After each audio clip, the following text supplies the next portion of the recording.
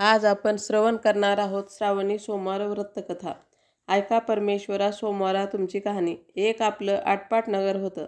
तिथं एक राजा होता, मोठा शिवभक्त असे. त्याच्या मनात आलं आपल्या महादेवाचा गाभारा दुधानं भरावा. परंतु हे घडतं कसं अशी त्यास चिंता पडली. प्रधानाने युक्ती सांगितली. राजाने दोंडी पिटली. सर्व गावातल्या माणसांनी आपल्या घरचे दूध घेऊन दर सोमवारी महादेवाच्या देवळी पूजेला यावे. सर्वांना धाक पडला. घरघरची माणसं घाबरून गेली. कोणाला काही सुचेनासं झालं. त्याप्रमाणे घरात कोणी दूध ठेवलं नाही. सगळं दूध देवळात नेलं. गावचं सगळं दूध गाभाऱ्यात पडलं, तरी देवाचा गाभारा भरला नाही. दुपारी चमत्कार झाला. एक म्हातारी बाई होती. तिनं आपल्या घरचं कामकाज आटपलं. मुलाबाळांना खाऊ घातलं. लेकी सुनांना न्हाऊ घातलं. त्यांचा आत्मा थंड केला. आपल्या जीवाचं सार्थक व्हावं म्हणून थोडं गंध फूल घेतलं. 4 तांदळाचे दाणे घेतले. 2 बेलाची पानं घेतली आणि खुलभर दूध घेतलं. बाई देवळात गेली. मनोभावे पूजा केली. थोडं दूध नैवेद्याला ठेवलं. देवाची प्रार्थना केली. जय देवा महादेवा नंदिकेश्वरा, राजानं पुष्कळ दूध तुझ्या गाभाऱ्यात घातलं. तुझा गाभारा भरला नाही. माझ्या खुलभर दुधानं तो भरणार नाही, पण मी आपली ते भक्तिभावानं अर्पण करते, असं म्हणून राहिलेलं दूध गाभारी अर्पण केलं.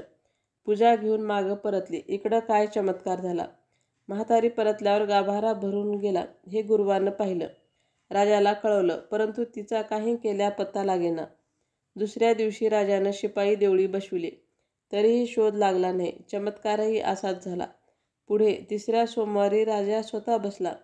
म्हातारी आली. त्यावेळेस गाभारा भरला. राजाने तिचा हात धरला. म्हातारी घाबरून गेली. तिला अभयवचन दिले. तिनं कारण सांगितलं. तुझ्या आज्ञेनं काय झालं. वासरांचे मुलांचे आत्मे तळमळले. मोठ्या माणसांचे हाय हाय माती आले. हे देवाला आवडलं नाही, म्हणून गाभारा भरला नाही. याला युक्ती काय करावी. मुलावासरांना दूध पाजावं. घरोघर सगळ्यांनी आनंद करावा. देवाला पंचामृती स्नान घालावं. दुधाचा नैवेद्य दाखवावा, म्हणजे देवाचा गाभारा भरेल. देव संतुष्ट होईल. म्हातारीला सोडून दिलं. गावात दोंडी पिटवली. 4थ्या सोमवारी राजानं पूजा केली. मुलाबाळांना गाई वासरांना दूध ठेवून उरलेलं दूध देवाला वाहिलं. हात जोडून प्रार्थना केली व डोळे उघडून पाहता तो देवाचा गाभारा भरून आला. राजाला आनंद झाला. म्हातारीला इनाम दिले. लेकी सुना घेऊन नांदू लागली. तसे तुम्हीही नांदा. ही साठा उत्तराची कहाणी. 5 उत्तरे सुफळ संपूर्ण.